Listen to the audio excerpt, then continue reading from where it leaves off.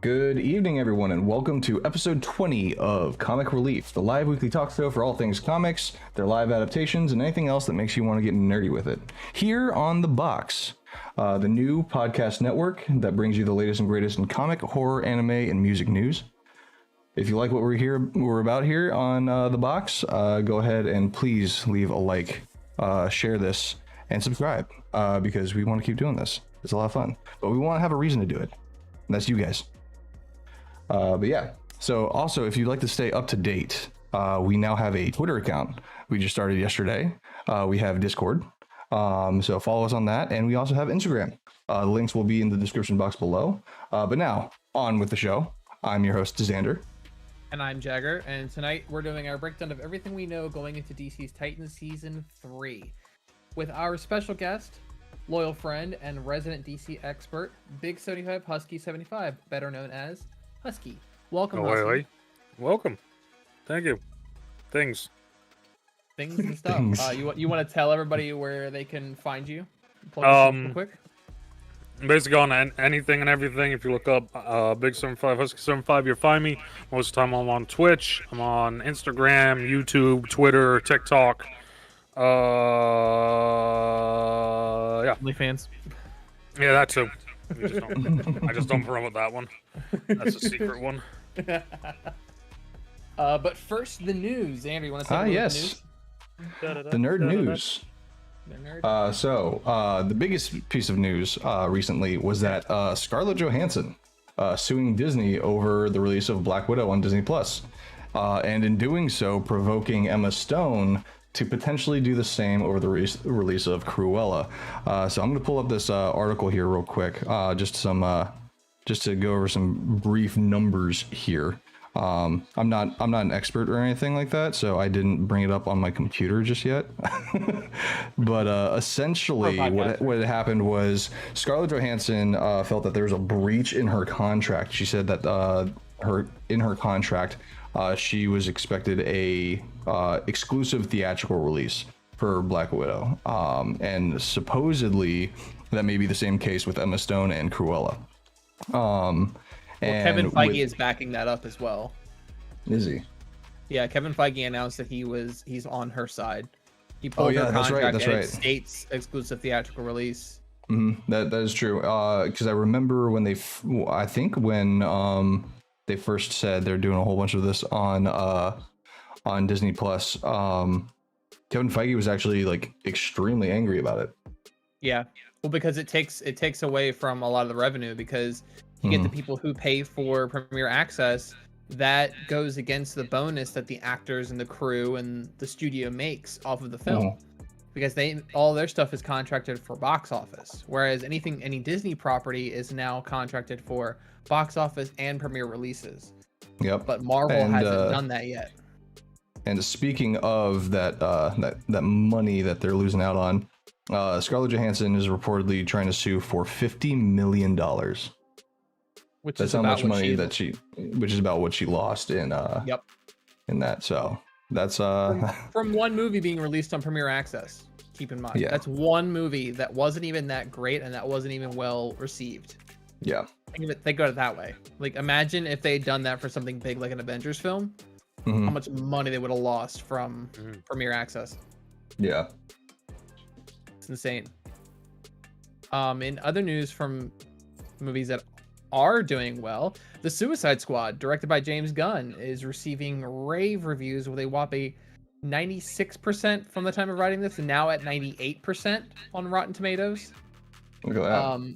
Suicide Squad releases August 5th in theaters and on HBO Max, and they actually have a proper deal with HBO where they get money based off of views on HBO Max as well. So they did it right. They're doing it right.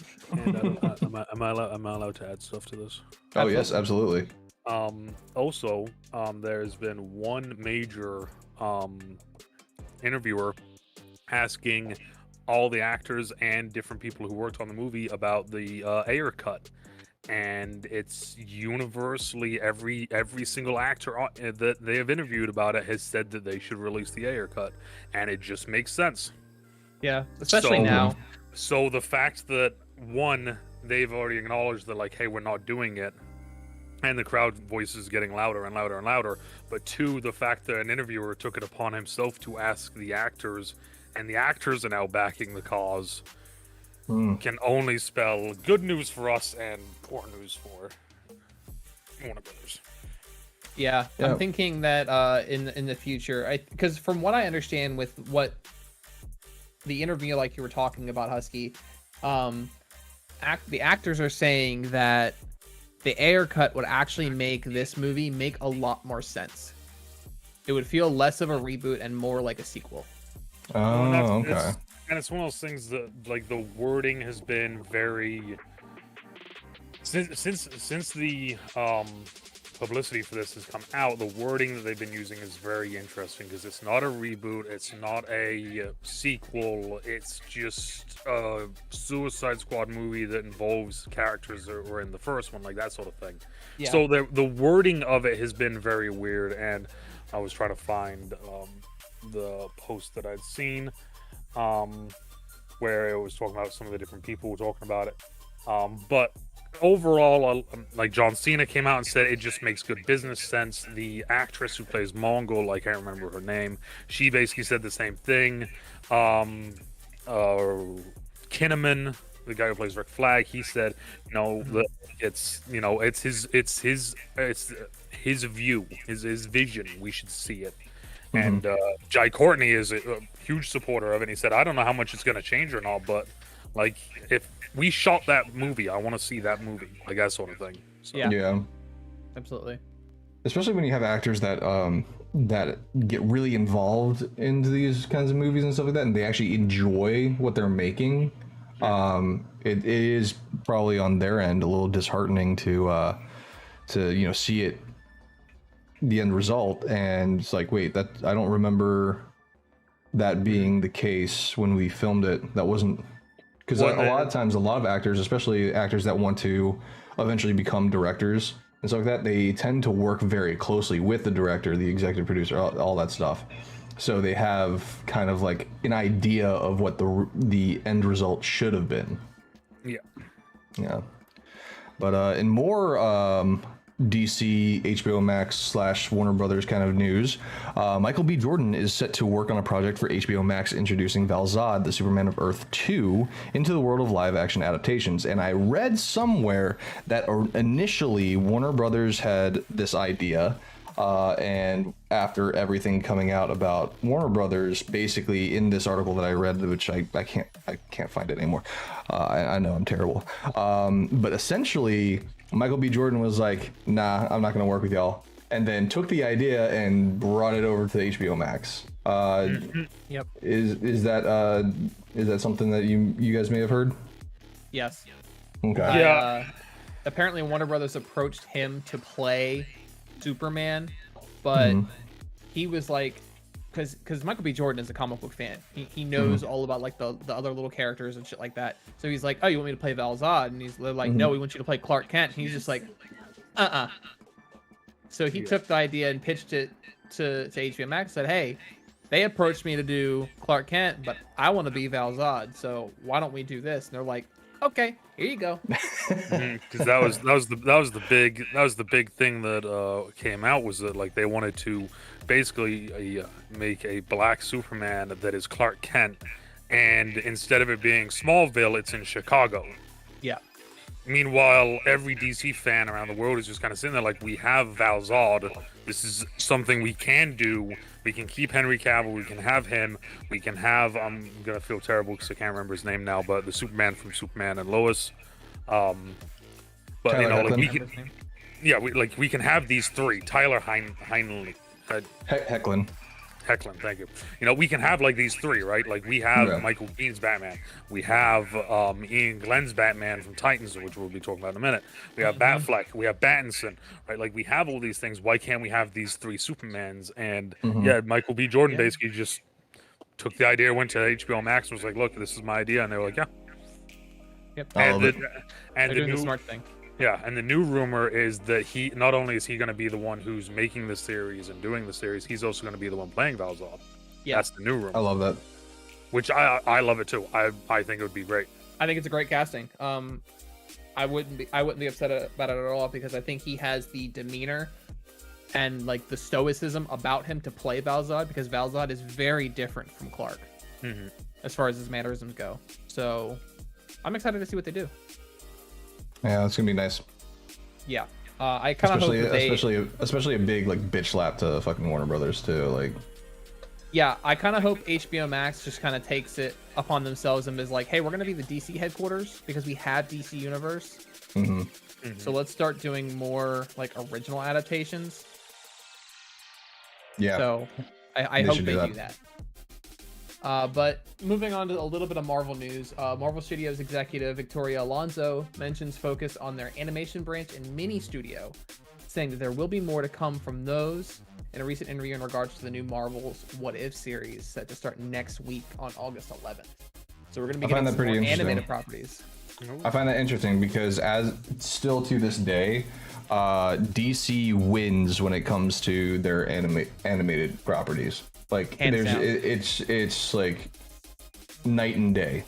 So even with the new kind of the reboot that they did with some of the newer like Man of Tomorrow, Justice Society, like those ones, like it's still night and day, even though it's not the Flashpoint Paradox all the way up until Apocalypse War. Like that arc is arguably one of the best animated arcs I can ever remember. It's so good. You know, and then they were like, yeah, we're going to completely change everything and redo it. And they're doing pretty good with the new stuff as well. So, yeah. Oh my gosh. Don't they also have Injustice coming out? Or is that already out? Nope, that's coming out. Yeah. Okay. And that already looks... Yeah, I've seen some photos on Instagram. I'm kind of excited for that. Yep. That's going to be good. I'm ready to see The Long Halloween Part 2, the Batman film. Because Part 1 was so good. I actually waited on watching Part 1 because I wanted to watch 1 and 2. I wanted to do the same thing, but the excitement got the better of me. And it's The Long Halloween. Like it's one of my favorites. You want to talk about excitement getting the better of you? Do you know how hard it was to wait on the Carnage trailer? You'll be fine. You'll be fine. Do it for the content. Speaking of, if you guys didn't know it already, the second trailer for Venom: Let There Be Carnage is out now. I did a blind reaction, thanks to Jagger, because I saw I was freaking out at work. I was like, oh my god, it's out. And then I messaged him, and he's like, yeah, do it for the content. I'm like, god damn it, dude. If you didn't want it to be an option, you shouldn't have asked the question. You knew what I was gonna say. I thought you'd just be like, don't worry, it's just Venom.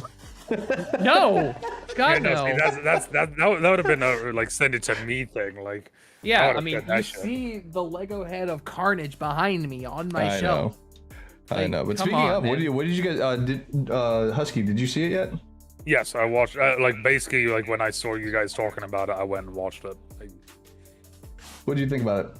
It looks interesting. It's like some of the goofiness that we saw in the early set pictures with Carnage, and with Cassidy. Like it looked, you know, we saw them in the images, and it was like this just looks weird. But now actually seeing the actual visuals of it, seeing him moving and doing the things, I would say it looks really good. I'm really intrigued. There's still some of the I consider it corniness of the Venom interactions with Eddie Brock. That is like I was just like that's like nah, like yeah, that, you know. But that like there was some that was like kind of like some of it tongue in cheek. I found a little bit, but I mean it's comic accurate for Lether Protector. Yeah, it's just there's just a part of it that like. The part of Venom that I really enjoyed reading the comics wasn't necessarily that version. It was more so like I would have preferred like this really hard struggle between like Eddie and Venom, because I know the whole Spider-Man portion of it is completely left out, and the kind of thing that kind of the glue that kind of kept them together in the comics originally was their hatred for Spider-Man. But seeing that they were going this route, I was kind of hoping that there would still be some like kind of weird divide between Venom and Eddie, to where like Venom's basically trying to take over Eddie, and Eddie's kind of like trying to, you know, defend himself and there's like that internal struggle, kind of like how you'd think maybe like between the Hulk and Bruce Banner, in a sense. But some of the jokes are okay, but for the most part, I felt it was kind of corny though. But Carnage looks fucking amazing. Yeah, the part when like Venom's like, no, that's a red one. That's a red one. I'm not coming out. Like that sort of thing. Like that was very tongue in cheek for me because I'm sitting there and it's like that kind of shows a little bit of lore, shows a little bit of backstory. You know, like he knows what a fucking red one is. Like he knows that's nope. He knows we don't deal with that. Yeah. But yeah, no, I'm intrigued. I'm intrigued to see. Also, we got is it Shriek? Oh, obviously, I'm not caught up on. Yeah, Shriek. Okay, yeah. We got a little bit of a look of her, and that looks kind of intriguing as well. So yeah, I think she's gonna be integral in the prison break scene. Yeah. From what I know about the character. One thing that I did point out in my blind reaction, and I wanted to touch on real quick, was the fact that when Woody Harrelson's Cletus transforms into Carnage, it's much different looking than when Eddie turns into Venom. Because if you look at it, it's like he just straight up morphs into Carnage, whereas with Eddie and Venom kind of assembles around him. It's almost like a protective thing and not a part of you thing. Yeah, so like I'm getting the feeling that they're going to touch on the fact that Carnage and Cletus have both kind of completed that symbiosis kind of bond. Well, the biggest differences between Venom and Carnage in the comics is Venom will always refer to themselves as we, as in Venom and Eddie are two separate beings, and Carnage always refers to himself as I. Carnage is the being. Cletus is just the body. There is no Cletus. It's just Carnage. That's like a major distinction between the two. Any of the other symbiotes, it's always like the symbiote and its host. It's a we relationship. When Carnage was different, Carnage was I am Carnage, not we are Carnage. That was their big distinction, and I think they're playing on that. I think they're doing that visually in the trailer. And I feel like they're going to touch on it a little bit more in the actual movie, which will be good. That's going to be really exciting. But anyway, that's enough of the nerd news. Now, let's get on to the meat and potatoes of the show. The meat and potatoes. I'm surprised. Potatoes. One piece of news. I'm surprised. What's that? Huh? I said I'm surprised that there's one piece of news that you left out. Which one? Blue Beetle. What? Blue Beetle. The casting of Blue Beetle. Yes. You want to take this one, Husky? I mean, I don't know how to say his name, so I mean, it's probably not the best of ideas for me to take it. So we have, was it confirmed or is it a potential? Like, this is most likely. I do believe that this is confirmed. Let's look this up real quick, because I remember seeing that. I sent it over to you. Idea. Oh yeah. I'll send it. Oh yeah. To you guys. I'm gonna try my best to pronounce this name. He is an actor from Cobra Kai. Zolo Maridueña. I think that's how you pronounce it. I'm probably butchering it right now, but it looks as though. Huh? Zolo Maridueña. Oh, there we go. See, he's just better. That's why I didn't. I just Let's see. As of here we go. 11 hours ago. Because this was the big news along with the Batgirl stuff. Batgirl and him being cast within like the last 2 weeks now. Yeah. Let's see here. We were on. I'm just like skimming it just to make sure like it's actually confirmed that he is in fact, because the last article it said he's in talks to basically making it so that we're not bamboozled like the Spider-Man post. Well, no, I sent that to you guys simply because it pissed me off, and I was like, we need to fucking delete this off the internet. They're saying the Wrap reports that he's officially signed on to play Jaime Reyes in the upcoming Blue Beetle film from Charm City Kings director Angel Manuel Soto. The film is eyeing an early 2022 production start for a release on Warner Media streaming service HBO Max. That's exciting. Boom. I like that. Well, there we go. that is the nerd news. Thank you, Husky, for catching that. Yeah, of course. But anyway, That is a good one. let's move on to Titans Season 3. This is the pregame show. Of course. I'm very excited for the season. It feels like it's taking a heftier turn this season, which I think they attempted to do last season, and they kind of just fell flat with it. They attempted to do it big with bringing in such a big name villain as Deathstroke and teasing Trigon and all these other iconic Teen Titans villains, but focusing inward on Jason Todd is kind of a big deal. Yeah. And judging by the trailers that have been released, it seems the show is going to be very self-aware. They know that fans know that Jason Todd is the Red Hood. They're not playing up the whole who is the Red Hood angle. They're not trying to change things. They literally open the trailer, they show Jason going into the carnival and getting beat to death by the Joker. They show it in the trailers. We know that's happening. We know Hence the title of this show. Yeah, and I'm still upset by that. I'm upset at you for that one. Jason Todd is my boy, and he is precious. He deserves it. Shut up. I'll come up there and hit you with a crowbar. Don't you test me. But anyway, so like Jason Todd's transition from Robin to Red Hood is going to be a big deal. And the introduction of Barbara Gordon is going to be a big deal. I don't know if I like their choice of making her police commissioner already. Yeah, that felt a little weird.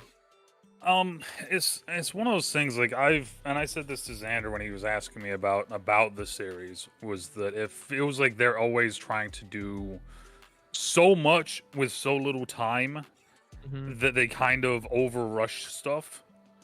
So like I think it's an interesting play by them, because it's going to add the element of there being a backstory. There was a Jim Gordon. She was, Oracle. She was potentially Batgirl, potentially, It's going to add the potential for all of that, and it adds up a little bit more flashback stuff. Overall, I thought it was one of those things, honestly, I could leave it. It was just, no matter what, they're going to do their own thing. And we've seen that from the first season onwards. It's not that they're not staying true to the lore or the books or the characters. They're just little tweaks here and there, And I think that's a smart play by them, so I'm intrigued to see how it goes. Yeah. I'm intrigued to see if they play up the, because I'm pretty sure it's only going to be the first portion of the season where they're focusing on Jason Todd as Red Hood. The first 4 episodes have been announced already. So the first 4 episodes are going to be the titles of them are Barbara Gordon, Red Hood, Hank and Dove, and Blackfire. That's the first 4 episodes. Okay, so they are going to shift towards the conflict between Blackfire and Starfire, because they played that angle up heavily at the end of last season. And that's kind of my big, I won't say issue, but it is my big issue.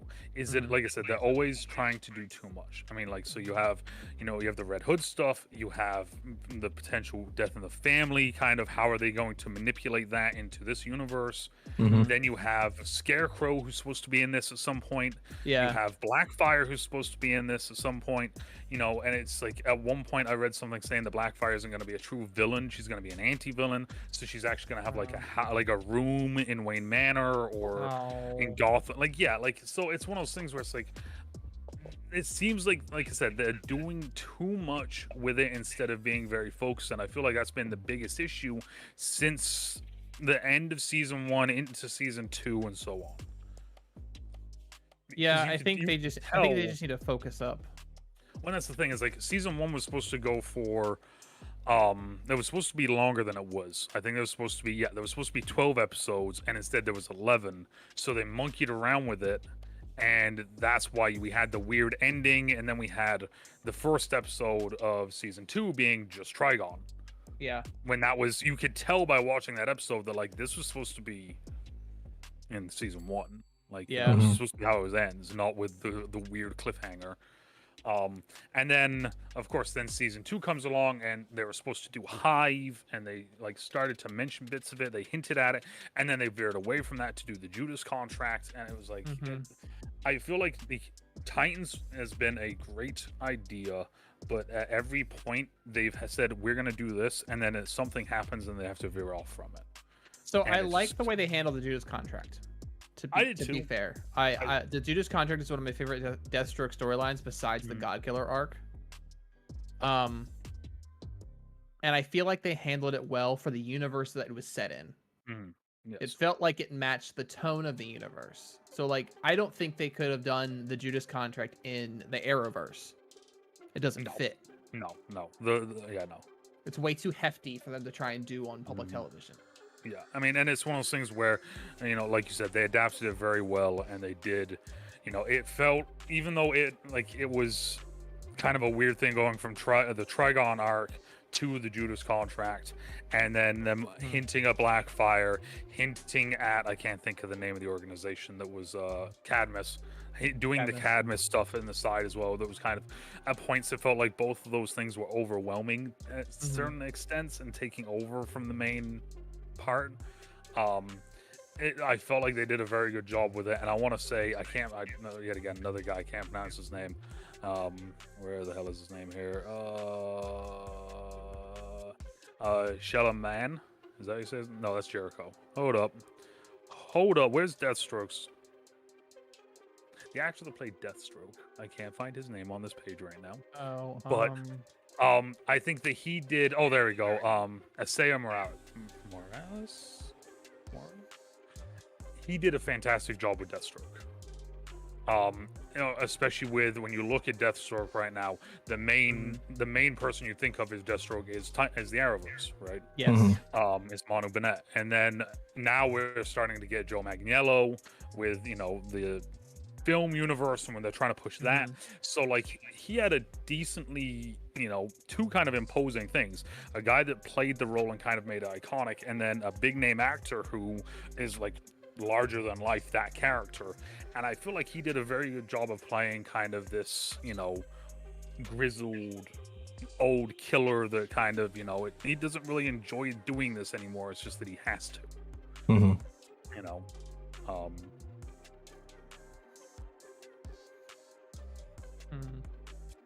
Sorry, I was looking at details between the 3 seasons. I'm trying to separate the different storylines in my head. Yeah, I mean, yes, I brought them up beforehand. And it's, like I said, it's one of those things, like, I felt that just at different points it felt very kind of weird at different points with the way that they handled each season, because like Trigon for the first season felt like it was like not the main thing. It felt like it was kind of the back burner thing. It was just kind of, it was always there, we were mentioning it, but it wasn't. And then right at the end of the season, they're like, Trigon. Yeah, it felt like the main storyline of the first season was like, what's the deal with Starfire, and what's the deal with Raven, and how are they going to introduce this character, how are they going to introduce that character. A lot of fans were sitting there wondering, like, how are they going to do these different things, and then they kind of threw it all together, sprinkled it with a little Trigon, and then was just like, okay, yeah, here's your villain. And by the way, this season's over. Yeah, and then you know, then they don't even show you it. Pretty sure the final scene is Dick with his eyes, black and glazed and glassed over, you know, as he's under the control of Trigon. Like, that's how the season ends. Boom.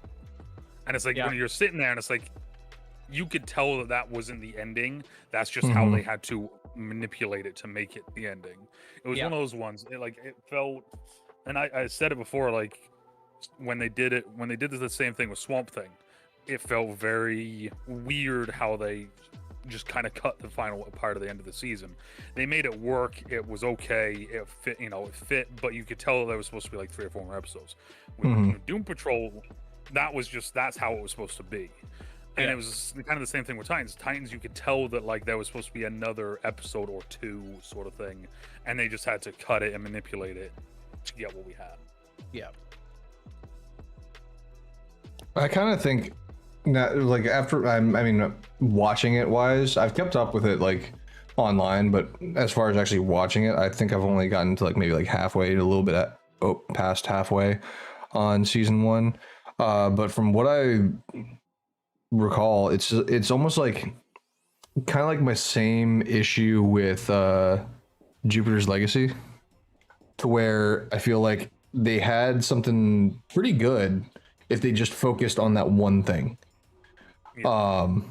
Like I feel like I would have enjoyed it much more if it was more focused, at least season 1, more focused on, you know, all this backstory with, you know, why did Dick leave, and now we're sort of kind of getting this team together, but they all have various backstories, and it would have been nice to kind of just hone in on that first, and then season 2 start bringing in the big bads. I mean, like that's like really that's what they should have done, you know, because like no matter what, season 1 you could tell just from the promotional stuff, from everything, the main thing was supposed to be Raven and kind of Dick. That was the main big 2 things, right? Why does Dick hate Batman, and why is all this weird shit happening with Raven? And then as the season goes on, then suddenly it's like, well, you know, well, here's Beast Boy. So as soon as everyone sees Beast Boy, everyone's like, oh, it's Beast Boy, and they think of Teen Titans, and they think of all the other versions of Beast Boy. So now they have that expectation, and they're expecting there to be a ton of stuff with Beast Boy and him being really cool, and not just transforming into just a tiger. You know, and then they do I personally think that the amnesia thing with Starfire was really brilliant as an idea and as a concept, because it allows kind of a little bit of mystery for the character, because we all know who she is, but in this universe, like there's a little bit of a twist, you know, so it's a nice little thing. And like I think that being as dark as it was in the first season, after seeing the way they did it with Raven, it kind of makes sense that you would have to go that dark, you know. But like I agree though, if they would have made the first arc about getting the team together and having the Raven aspect of it being the main story arc, have the Dick hating Batman stuff, have that be kind of where it was as like, almost like a side thing, and have the amnesia thing with Starfire as the other side thing, like, but focus it on, you know, the whole Raven and getting the team together.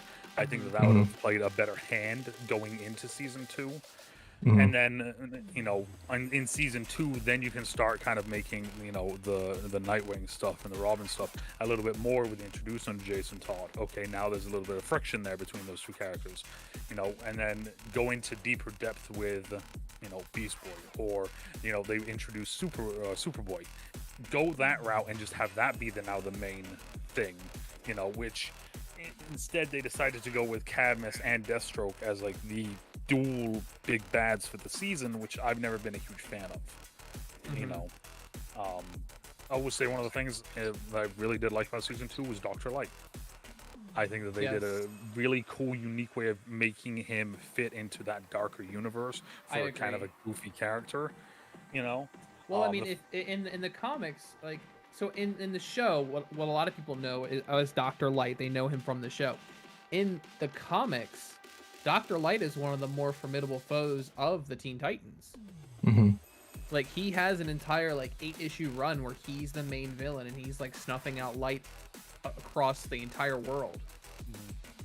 And I think they did a great job of kind of leveling it out to where he's not, like, the big bad, but he's also not the joke character, like, I'm stealing your light bulbs, like he was in the Titans cartoon.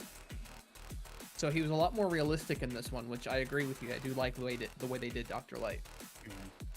I thought the design of him, kind of the tattoos and him lighting up as he steals the light and stuff, it was a very unique way of doing the character, especially when I think we have like a version of the character in the Arrowverse that is kind of more along the goofy, not badass lines. Well, I think our Arrowverse connection was in Flash, where it was like a woman with a light-based rifle.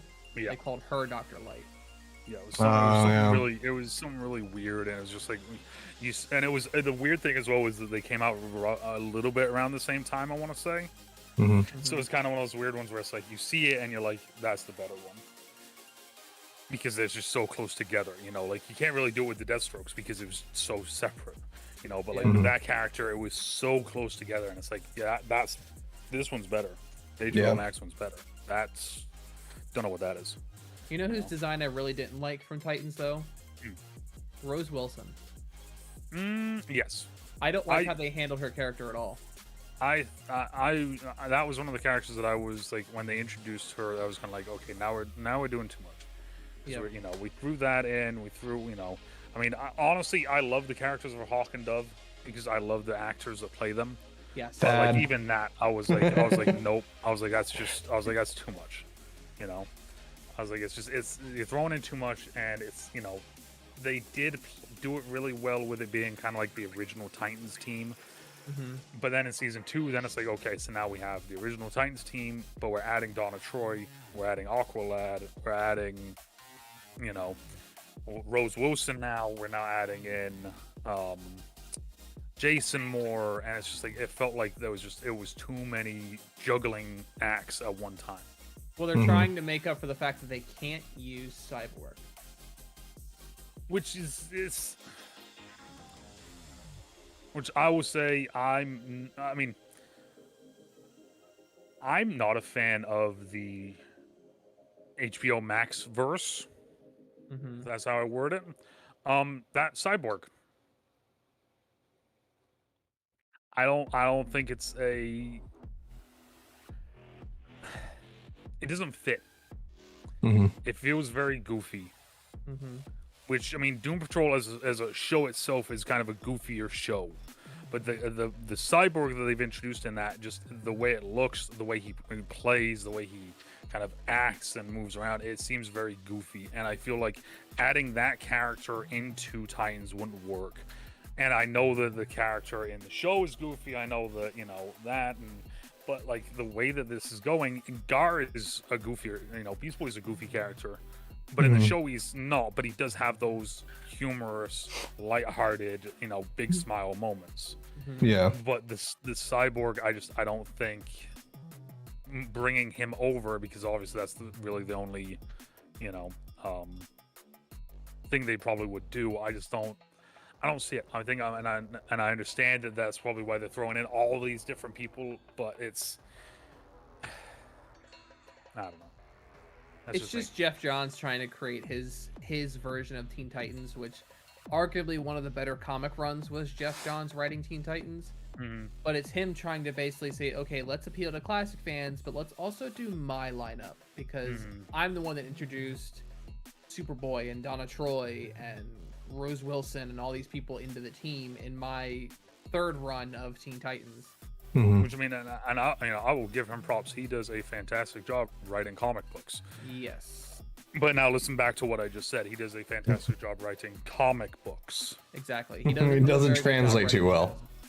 No, a lot of the things that he puts his hands into, it always feels like it's more of a, you know, look at the size of my versus, you know, I'm going to make something good. So if you look at, hang on, let me pull it back up again. There are certain episodes that he wrote on his own.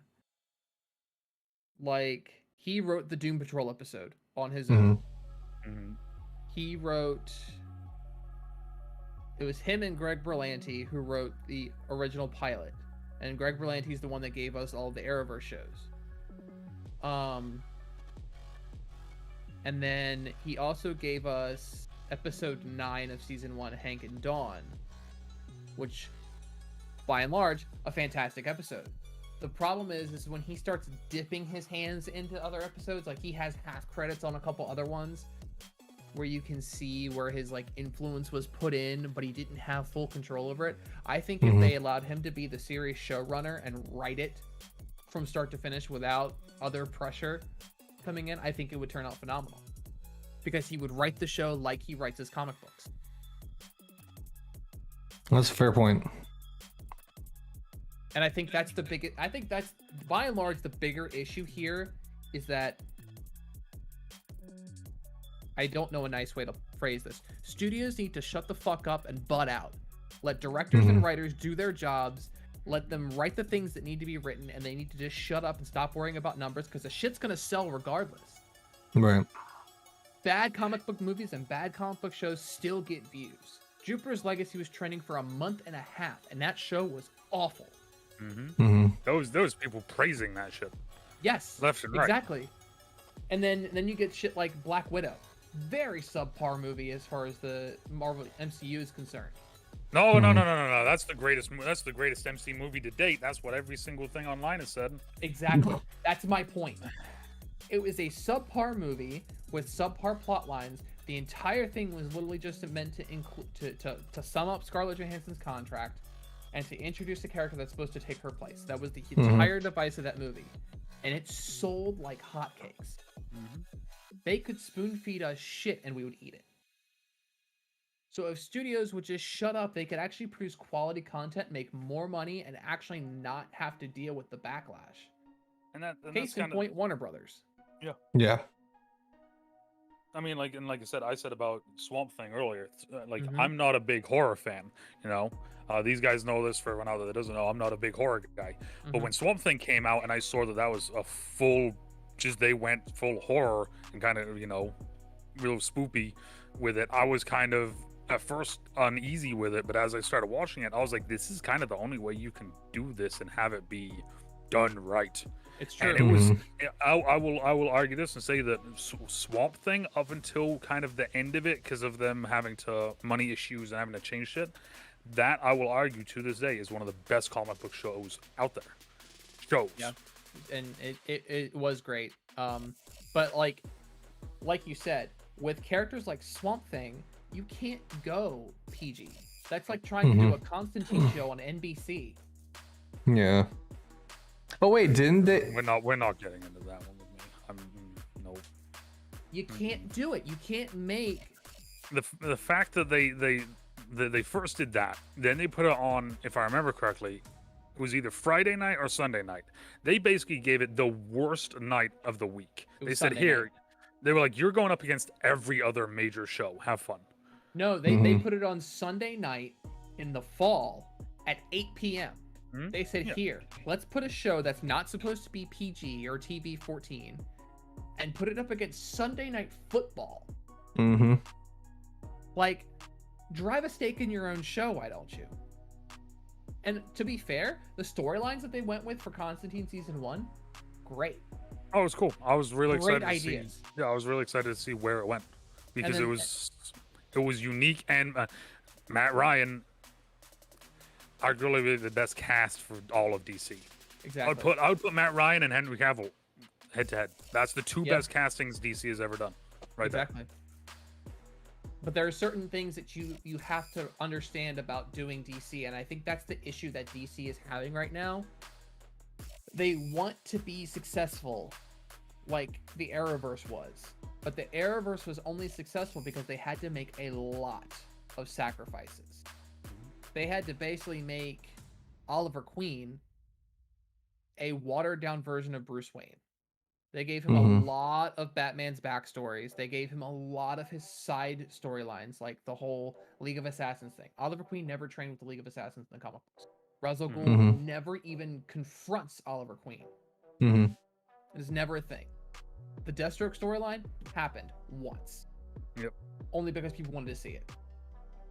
It was one of those things where it was like right after or right around the Dark Knight stuff. Yeah. And then they were like, we want to make this, but we want to make it into a show. What character can we do this? Make it into a show so it's very similar to this. And they were like, well, the only real person we have is Green Arrow. That isn't Batman. Let's do Batman. And they're like, no, Green Arrow it is. So I mean, and it's one of those things. I think that it's I think the Arrow show and the CW verse, the Arrowverse, is a fantastic thing. It is done very well up until recently. I'm never gonna get over the lightning freaking lightsaber duel. Or what was that other one I sent you? It was basically the Flash went full on Power Rangers. Go ahead. My man Jordan Fisher throwing lightning ninja stars. Yeah. Oh my Like I said, god. We don't want to talk about that. But like the point I'm trying to make is like when it comes to doing DC correctly, without making sacrifices, without trying to be like Marvel or be like the Arrowverse, you have to understand that a lot of the storylines that DC Comics did is extremely dark. To the point now where they've even branched out and taken some of their mainline titles and moved them over to a sub-label. They now have DC Comics Black Label, which is their like thriller stuff, and they have DC Horror. Like they're legitimately writing horror comics now. They have an entire Conjuring series. Swamp Thing is now on DC Horror. Constantine is on DC Horror. And it's one of those things that I've said for a while now. DC is dark. You look at a lot of the main big storylines with DC, it's dark. One of the biggest DC storylines is Green Arrow catching his sidekick Speedy shooting up. Yeah, and that was on the front fucking cover of the comic. Yep.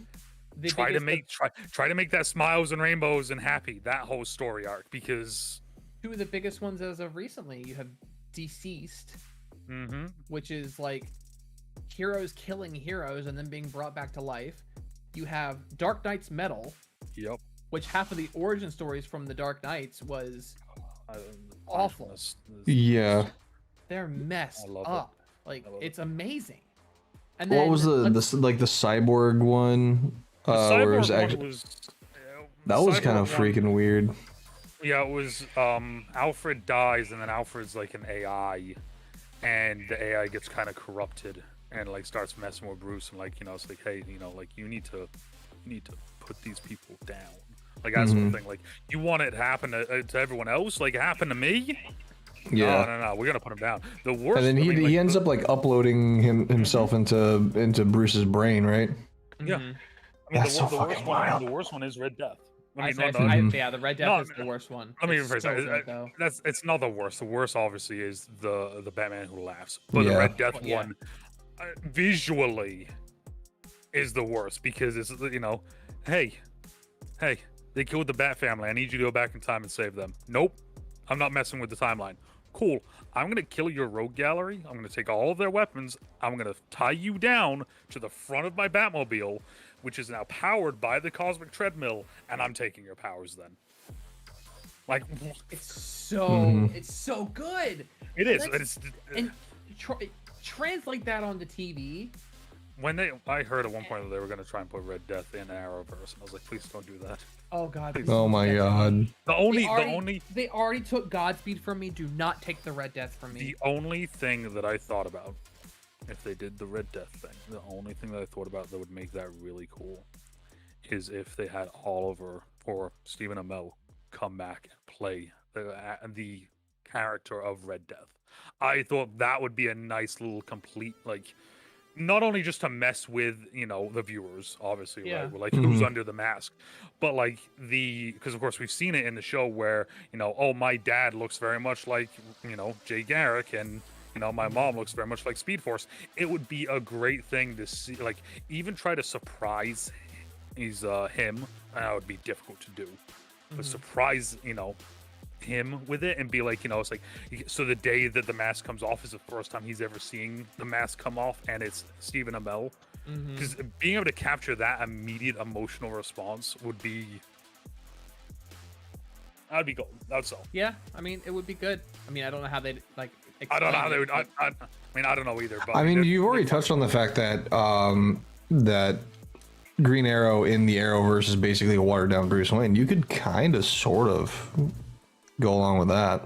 Yeah, I mean, you definitely could. I mean, you make it so you that. know what? I mean, like, you know, like we said, they've already took a bunch of his side things. Have it be that in the negative verse. It doesn't happen to Bruce. It happens to Oliver. Oliver loses his family, and he loses Diggle. He loses, you know, all of the, you know, the people there. He loses Laurel. He loses, you know, Felicity, and he loses it. And it's, you know, Barry, I need you to go back in time and save him. Just to literally just do a, you know, simple switch with it. Very easy to do. I don't think at this point in the game. No. They shouldn't even touch it at this point in the game. No. If they had more than one season to go, I'd say yes. Span it across 2 seasons. How would that be how it ends? and then that's how the Arrowverse as a whole ends. It's just done. Like no more Arrowverse shows. Anything they do now is separate. Like they can keep Superman and Lois on their own. They can do Batwoman, I guess, if they really want to get rid of keep that too. going. Nope, get rid of that too. Well, yeah, get rid of it. But I mean, if they really want to keep beating a dead horse, then they can. But I mean, you already have. I mean, Wallace Day, who came in to basically reprise the role or play the role of Kate Kane, is no longer on the show. That was her one thing. She did half that season, and she's done. And there's another person as well. I can't think of who the actor or actress is, but there's another person that they were like, "Yo, I'm done after this season." Yeah, they need to just pull the plug on that thing then. Well, and that's the thing is that like it feels like they're not going to because of the idea of it. The need for something that related on TV because Gotham ended, and they brought the idea of Gotham to a whole. Like they brought it full circle. They started a show that was focused on Gotham PD. They kept introducing and pushing Bruce Wayne to the forefront, and the entire last season was literally just Batman. Like they said they weren't gonna do, but they did it anyway. It was decent enough. I accepted it. They brought it to a close. They knew when to stop. The problem with Arrow and the Flash is that they don't know when to stop. Arrow went for 8 seasons, so they tried to make the Flash go for 8 seasons, and they've already messed up too much of their own timeline in the Flash for them to fix anything. Because realistically, and I've gone over this with Coop a couple times, the best way for them to have done this timeline, they could have spent this entire season, the 7th season, building up for Force War, which I thought that's what they were doing. They introduced the Still Force, the Strength Force, the Speed Force, all of it. Lead that into the birth of Godspeed, which they did.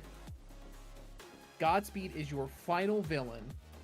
He is the ultimate god of speed. He brings back all of the old speedsters, and you have Flash War be your 8th season.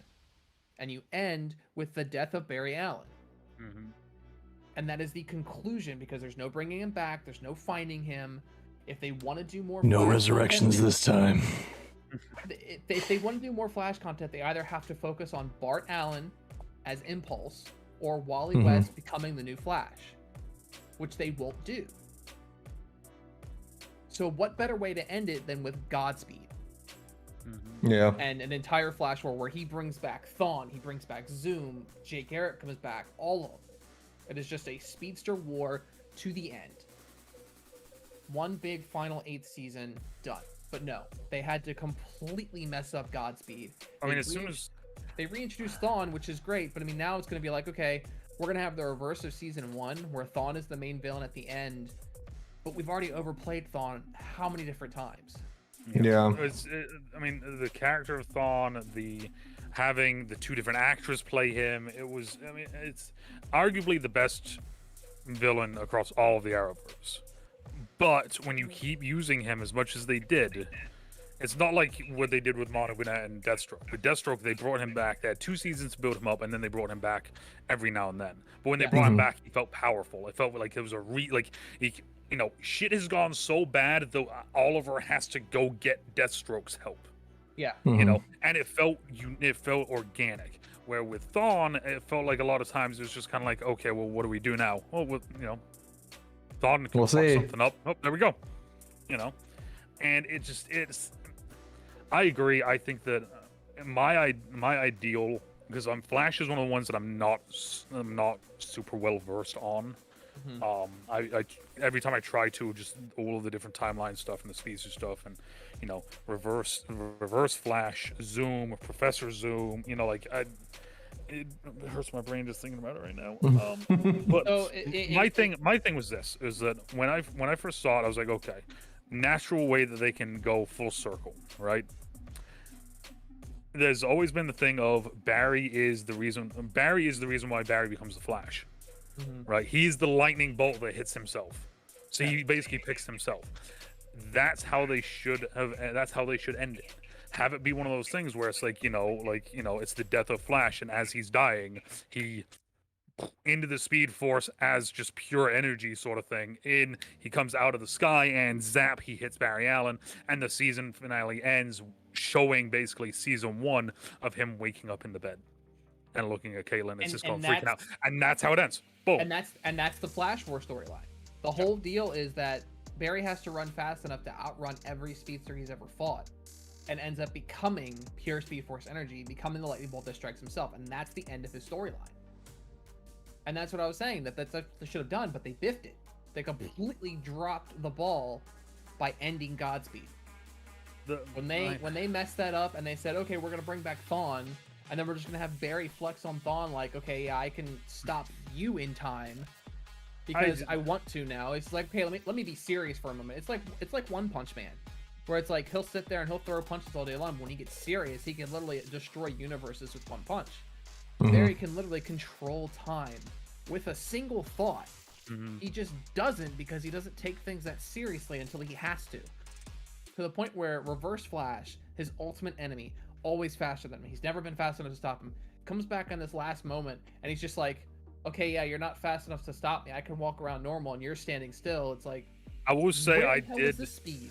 I will say I did like kind of like the way they played that with him being, it's like, oh, you didn't get faster, when the whole thing has been Thawne trying to make Barry faster, Yeah. but Thawne himself isn't getting faster, and I did like the way that they played that into it.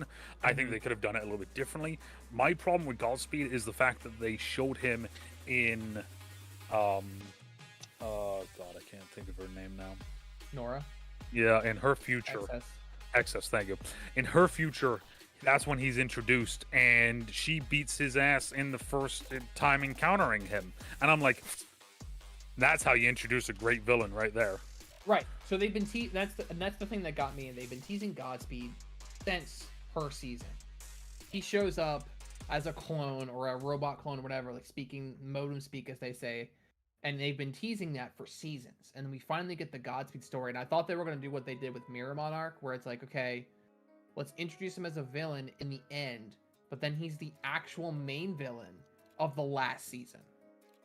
And I was super excited because I was like, okay, they're finally doing Godspeed. They're doing it right. They're doing the Clone Wars. They're doing all this other shit leading up to one good season with Godspeed terrorizing Central City as his villain arc before he becomes an anti-villain. And they just didn't do it. They have no hints of what they're doing for season 8. All the actors want to leave. I mean, Candace Patton even said, she's like, I don't even want to do season 8. I'm contracted for it, so I'm going to do it, but I can't do anymore. Yeah. Even Grant Gustin is like, he's like, it's gone on long enough.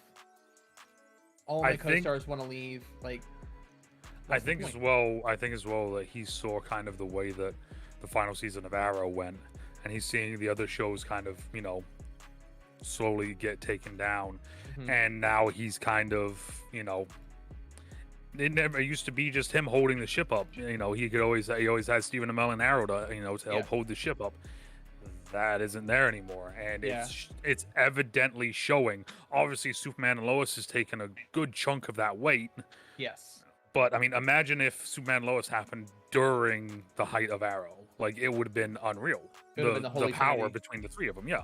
It would have been the holy trinity of Arrow. So I think that there's a little bit of kind of, just like, it's, I've seen this happen across, other things, and we're kind of tired of this shit, Yeah, and for a while, Arrow and Flash were a solid backbone.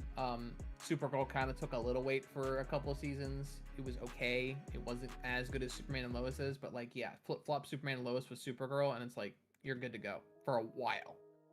But Arrow ran its course, and they ended it at a decent time. I think they went maybe 2 seasons too long.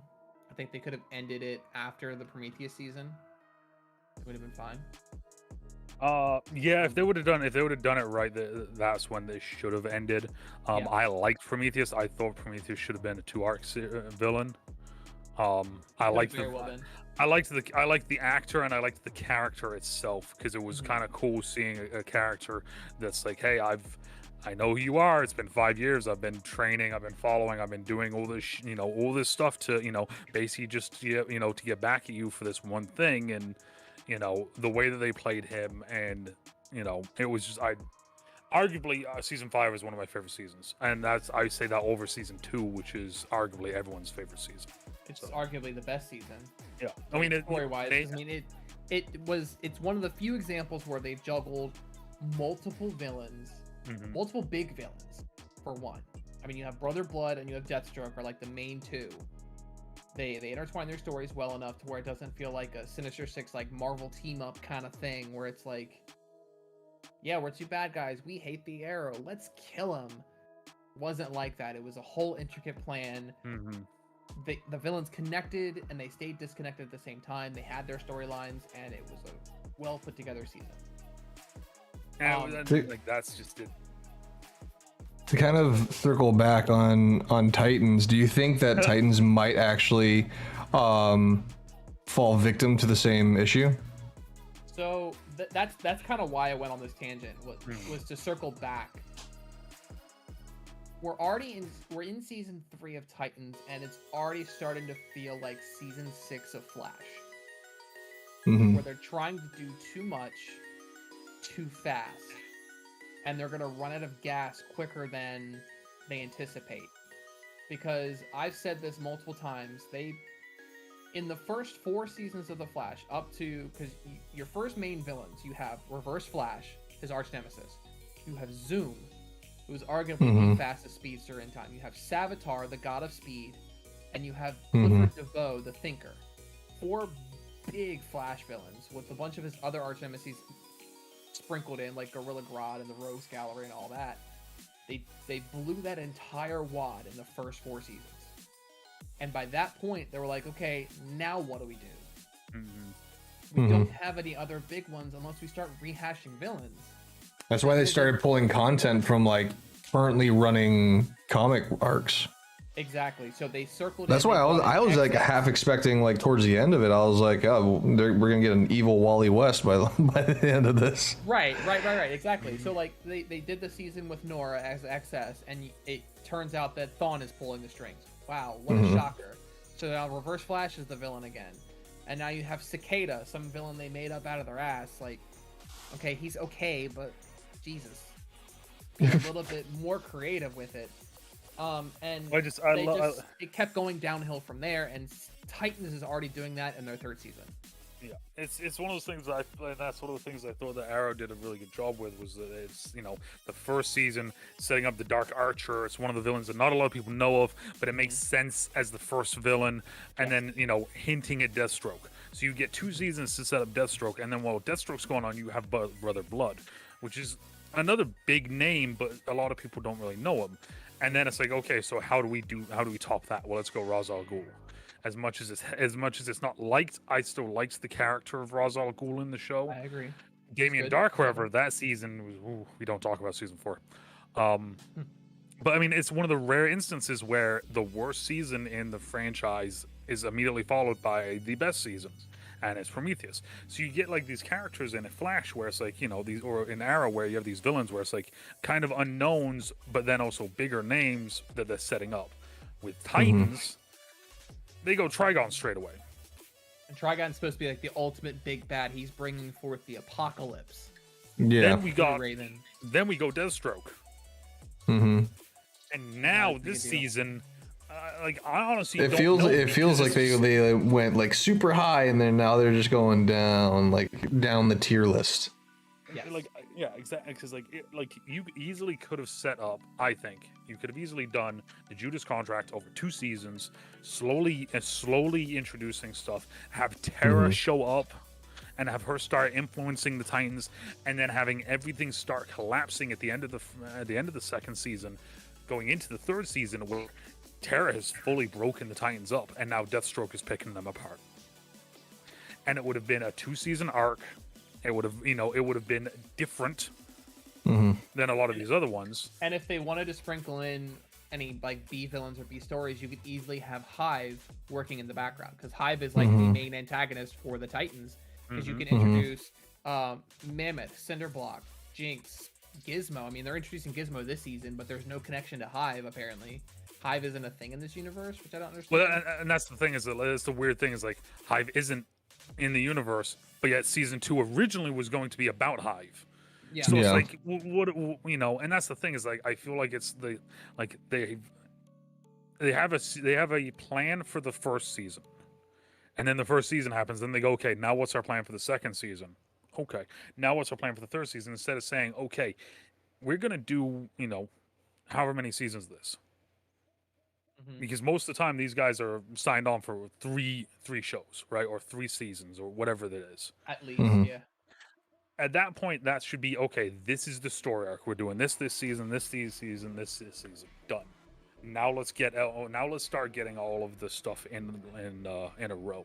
Instead of it being okay, first season, boom, this is what we're doing. Okay, we've done it. What's the second season? No one fucking knows. We're you know we're so focused on this first season.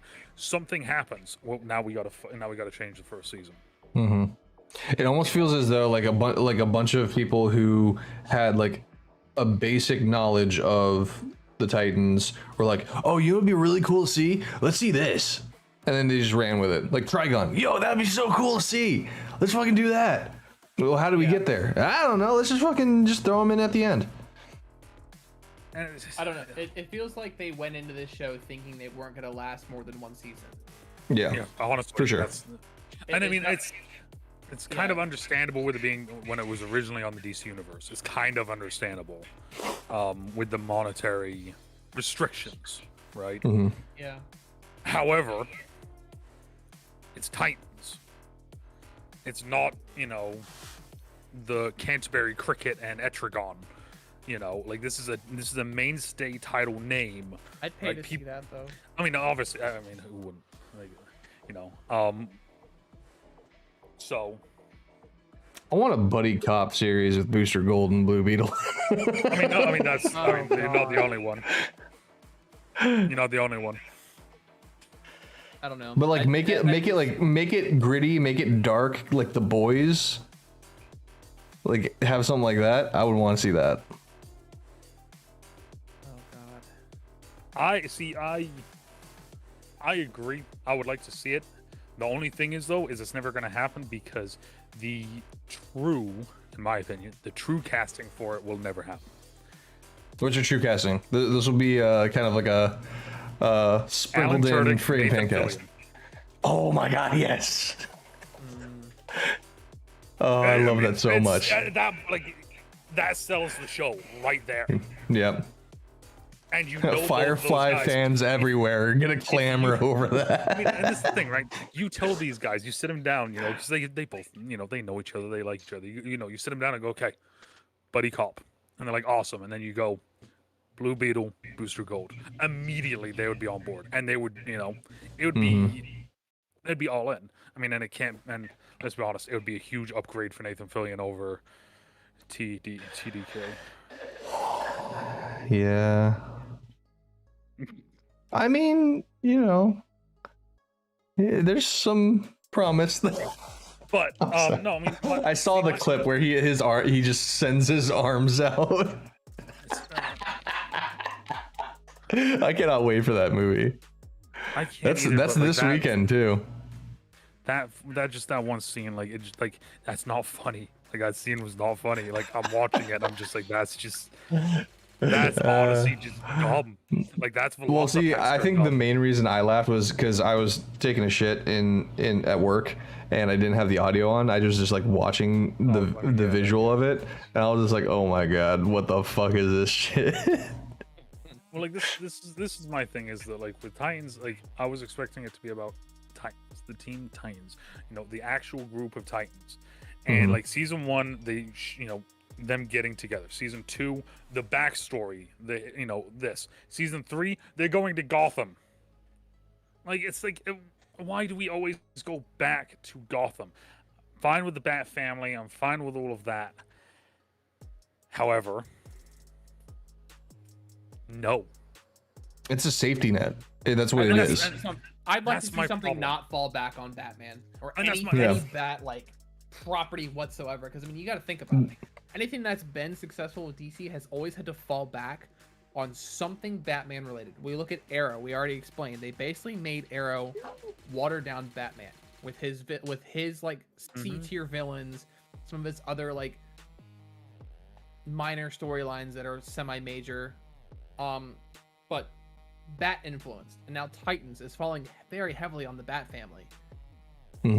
It's like, why do we always have to come back to Batman? There's so much other substance in DC. And that's the thing is that like Titans itself can hold itself up without Batman. Yeah. It's proven that. Yeah. You hear that, folks? He says that as he's currently wearing a Batman t-shirt. Dude, honestly, I noticed it like halfway through playing Apex today. I I got killed. I threw my controller down, looked down. I'm like, I'm wearing a Batman shirt today. That's Perfect. cool. It's perfect.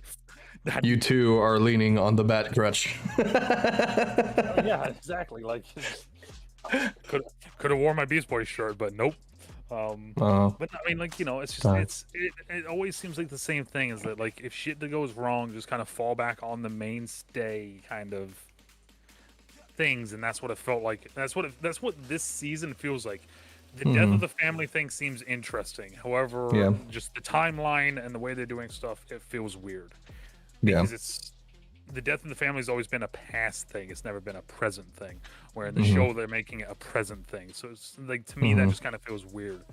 So it's like I don't know. I'm intrigued. This season does intrigue me because it does feel like there are elements that are going to be intriguing. Hopefully they do Donna Troy good and well after the bullshit of her getting electrocuted to death.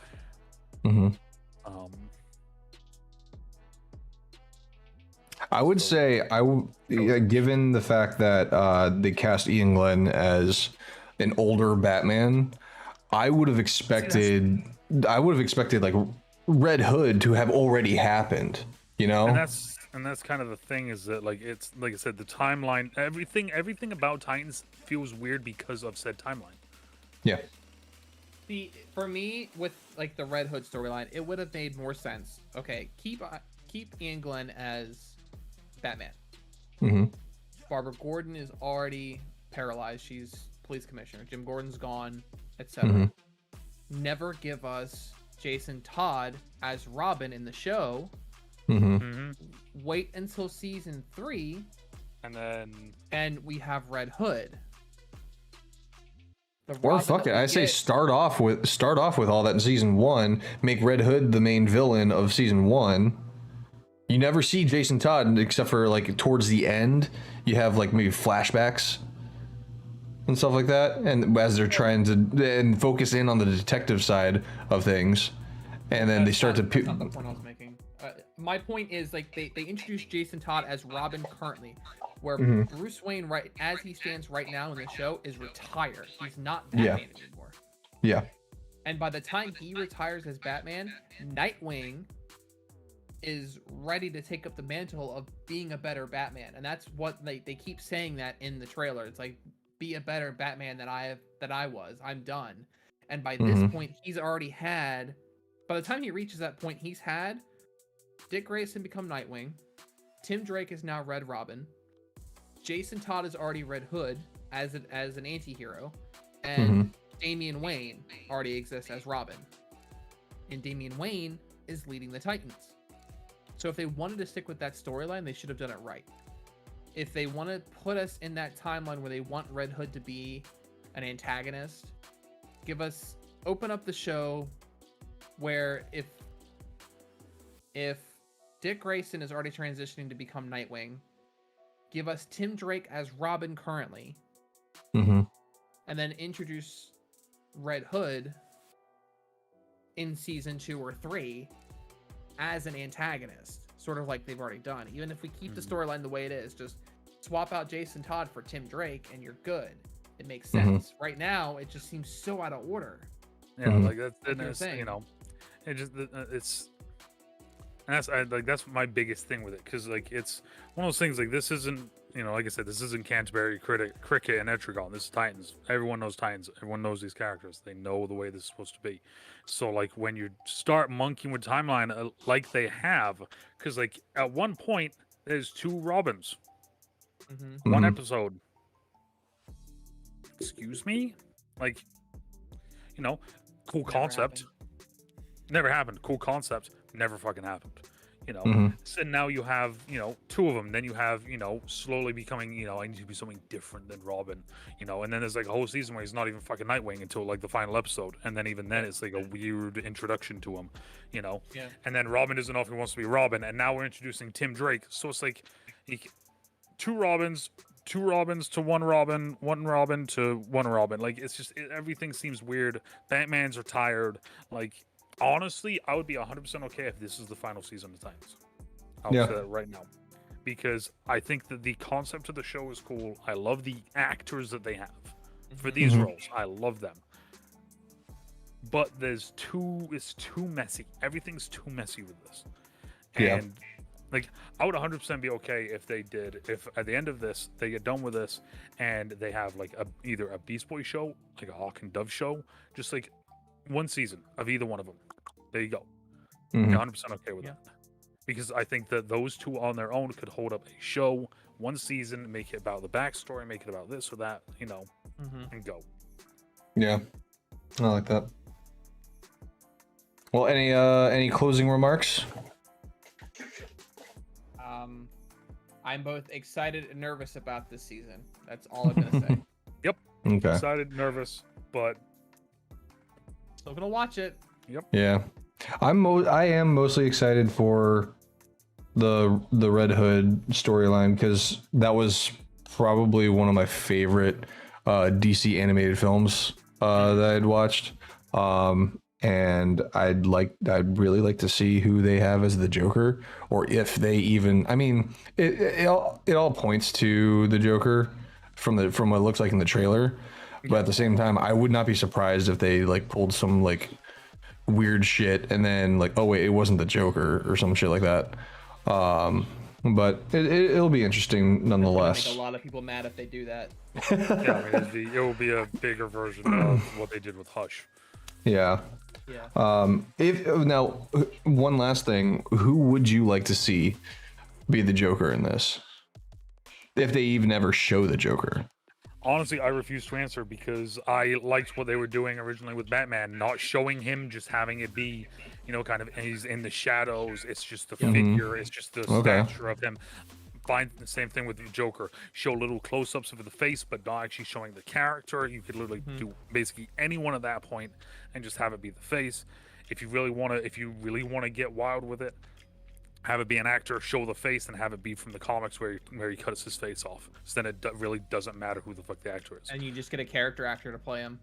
Yeah, you know, and it's just like it's one of those things. Like I think that this show will do and does its best when it simplifies it, but makes it kind of a little bit. There's a question about stuff because you know that was kind of the cool things with the first season. Why is Raven the way this is? Like what is the reasoning for it in this? You know, why did Dick say fuck Batman in the very first episode? You know, what's going on with that? Why does, you know, Starfire not remember who she is? Like those were the mystery things that made the season intriguing.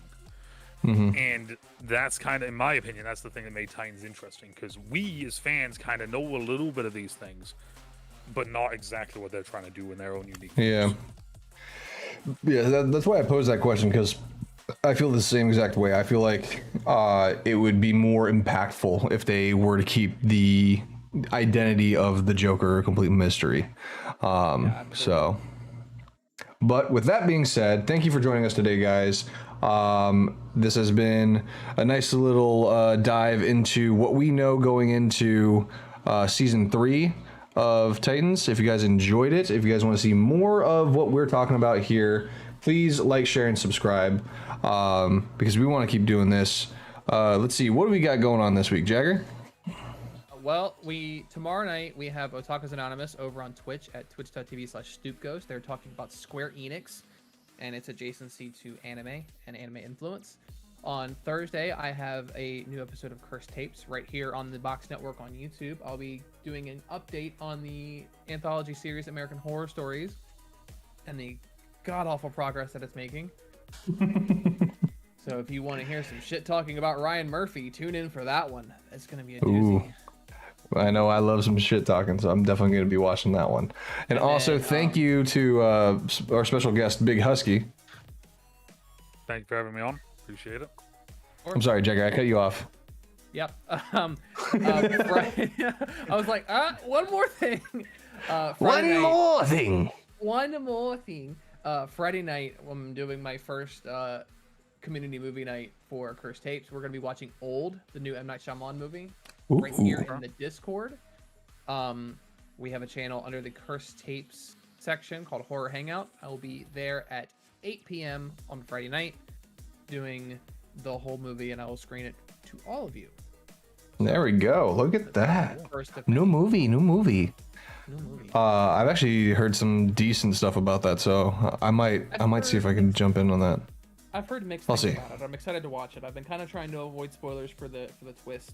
I know there is one. Well, of course, it's M. Night Shyamalan. Yeah, exactly. Here's the twist. It's connected to Split.